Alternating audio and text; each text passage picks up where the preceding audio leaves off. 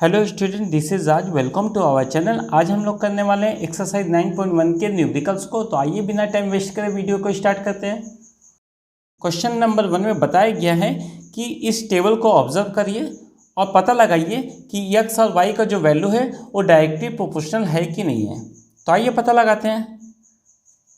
सबसे पहले हम लोग डायरेक्टली प्रोपोर्शनल का मीनिंग समझते हैं। अगर गिवन प्रॉब्लम में एक्स और वाई का जितना भी वैल्यू है वो डायरेक्टली प्रोपोर्शनल में रहेगा तो उनका जो रेशियो होगा सबका रेशियो सेम होगा। तो आइए इसको और ज़्यादा सिंपल तरीके से हम लोग समझेंगे प्रॉब्लम को सॉल्व करके। तो सबसे पहले एक्स बाई वाई का रेशियो दैट इज़ 5/15 को हम लोग लिखेंगे और इसको हम लोग सिंप्लीफाई कर लेंगे। तो 5 1 जा 5 और 5 3 जा 15, दैट मीन्स इसका वैल्यू आएगा 1/3। नेक्स्ट है, अब हम लोग सेकेंड वाले टर्म को सॉल्व करते हैं। ये है 8/24, इसको भी सिंपलेस्ट फॉर्म में हम लोग लेके आएंगे। तो 8 1 जा 8 और 8 3 जा 24, दैट मीन्स इसका वैल्यू आ गया 1/3। नेक्स्ट है 12/36 को लिखेंगे, इसको भी हम लोग सिंपलेस्ट फॉर्म में लेके आएंगे। 12 1 जा 12 और 12 3 जा 36, इसका वैल्यू हो गया 1/3। नेक्स्ट है 15/16 को हम लोग लिखेंगे, ये 15/60। अब इसको भी सिंपलेस्ट फॉर्म में लेके आएंगे। तो 15 1 जा 15 और 15 4 जा 60, दैट मीन्स इसका वैल्यू आ गया 1/4। नेक्स्ट है 18/72 को लिखेंगे,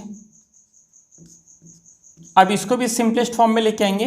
18 1 जा 18 और 18 4 जा 72, दैट मीन्स वैल्यू आ गया 1/4। नेक्स्ट है 20/100 को लिखेंगे, अब इसको भी सिंपलेस्ट फॉर्म में लेके आएंगे। 20 1 जा 20 और 20 5 जा 100, दैट मीन्स इसका वैल्यू आ गया 1/5। अब हम लोग देखते हैं एक्स बाई वाई का जो वैल्यू है इन तीनों टर्म में सेम आ रहा, लेकिन इन तीनों टर्म में डिफरेंट आ रहा। दैट मीन्स हम लोग बोलेंगे X and Y are not proportional.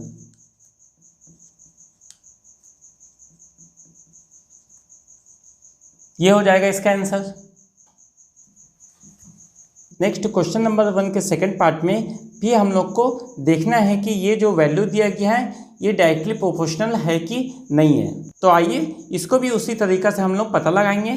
तो सबसे पहले हम लोग 3/9 को लिखेंगे और इसको हम लोग सिंप्लीफाई करेंगे।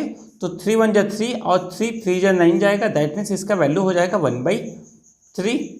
नेक्स्ट है, अब हम लोग 5/15 को लिखेंगे और इसको भी हम लोग सिंप्लीफाई करेंगे। तो 5 1 जा 5 और 5 3 जा 15, दैट मीन्स इसका भी वैल्यू आ गया 1/3। नेक्स्ट है, अब 7/21 को लिखेंगे, इसको भी हम लोग सिंपलेस्ट फॉर्म में लिखेंगे। तो 7 1 जा 7 और 7 3 जा 21, दैट मीन्स इसका वैल्यू आ गया 1/3। नेक्स्ट है 9/27 को हम लोग लिखते हैं और इसको भी सिंपलेस्ट फॉर्म में हम लोग लेके आएंगे। तो 9 1 जा 9 और 9 3 जा 27, दैट मीन्स वैल्यू आ गया 1/3। नेक्स्ट अब हम लोग लास्ट टर्म को दैट इज 10/30 को लिखेंगे और इसको भी हम लोग सिंपलेस्ट फॉर्म में लेके आएंगे। तो 10 1 जा 10 और 10 3 जा 30, दैट मीन्स इसका वैल्यू आ गया 1/3।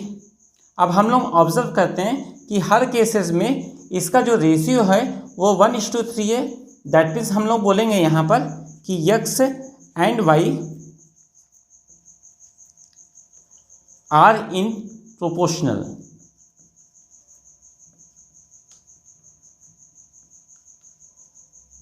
ये हो जाएगा इसका आंसर। अब आइए क्वेश्चन नंबर 2 को सॉल्व करते हैं। यहाँ पर बताया गया है कि एक्स और वाई डायरेक्टली वेरिएशंस में है। तो इस टेबल को हम लोग को फिलअप करना है जहाँ जहाँ पर हम लोग का ब्लैंक्स है। तो आइए सॉल्व करते हैं। अगर एक्स और वाई डायरेक्टली वेरिएशन में होता है तो हम लोग का कंडीशन क्या बनता है उसको देखते हैं। x1/y1 का जो वैल्यू होगा वो x2/y2 के वैल्यू के बराबर होगा और x3/y3 के वैल्यू के बराबर होगा।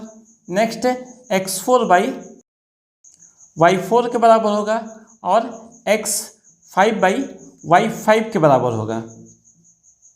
अब इसी कंसेप्ट को लेके हम लोग इस प्रॉब्लम को सॉल्व करेंगे। ये हम लोग का फर्स्ट केसेस है, ये सेकंड केसेस है। तो फर्स्ट और सेकंड केसेस को हम लोग कंपेयर करते हैं, दैट मीन्स इसके साथ इसको कंपेयर कर सकते हैं।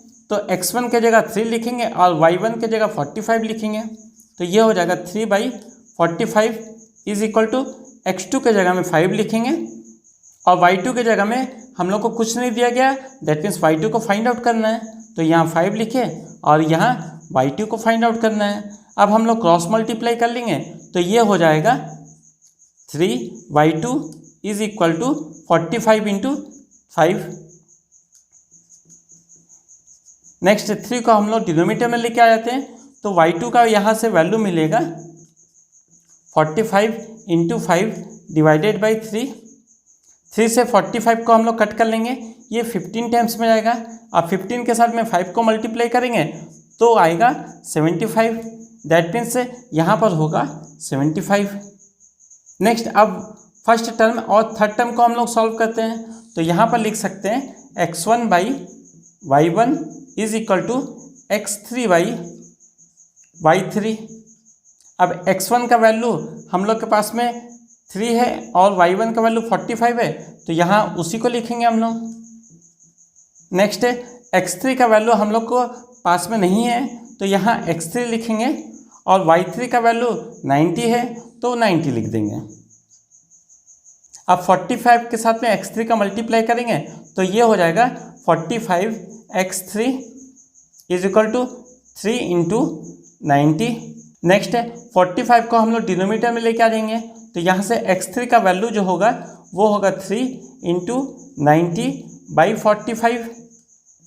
45 के साथ में 90 को 2 टाइम्स में कट कर लेंगे, तो यहाँ हो जाएगा 3 2 जा 6, ये हो जाएगा x3 का वैल्यू, तो यहाँ पर हम लोग लिख देंगे 6। नेक्स्ट अब फोर्थ पार्ट को सॉल्व करते हैं, तो फर्स्ट पार्ट के साथ फोर्थ पार्ट को कंपेयर करेंगे, तो ये हो जाएगा x1/y1 is equal to x4/y4। अब x1 के जगह और y1 के जगह फिर से 3/45 लिखेंगे इज इक्वल टू x4 के जगह में हम लोग के पास में वैल्यू नहीं है, तो इसको x4 ही लिखते हैं और y4 के जगह वैल्यू दिया गया 120। 45 के साथ में x4 का मल्टीप्लाई कर लेंगे, तो ये हो जाएगा 45x4 is equal to 3 into 120। Next 45 को डिनोमिनेटर में लेके आ जाएंगे, तो x4 का जो वैल्यू होगा वो होगा 3 इंटू 120 डिवाइडेड बाई 45। 3 से 45 15 टाइम्स में जाएगा और 15 से 128 टाइम्स में जाएगा, दैट मीन्स x4 का जो वैल्यू हो गया वो हो गया 8, तो यहाँ हम लोग लिखेंगे 8। नेक्स्ट फिफ्थ टर्म को हम लोग सॉल्व करेंगे, तो अब हम लोग फर्स्ट पार्ट के साथ में फिफ्थ पार्ट को हम लोग कंपेयर करेंगे, तो फर्स्ट पार्ट को लिखेंगे x1 और y1 is equal to x5/y5। अब हम लोग x1 और y1 का वैल्यू जानते हैं, दैट इज 3/45 और x5 का जो वैल्यू है वो 10 है, तो यहाँ 10 लिखेंगे और y5 का जो वैल्यू है वो हम लोग के पास में नहीं है। अब 3 के साथ y5 का मल्टीप्लाई करेंगे, ये हो जाएगा 3y5 इज इक्वल टू 45 के साथ 10 का मल्टीप्लाई होगा। नेक्स्ट 3 को डिनोमिनेटर में भेज देंगे, तो y5 का जो वैल्यू निकला वो हो जाएगा 45 इंटू 10 डिवाइडेड बाई 3। अब 3 से 45 को कट कर लेंगे, ये हो जाएगा 15। 15 के साथ में 10 का मल्टीप्लाई करेंगे, तो y5 का जो वैल्यू होगा वो होगा 150, तो यहाँ पर हम लिखेंगे 150, ये हो जाएगा इसका आंसर।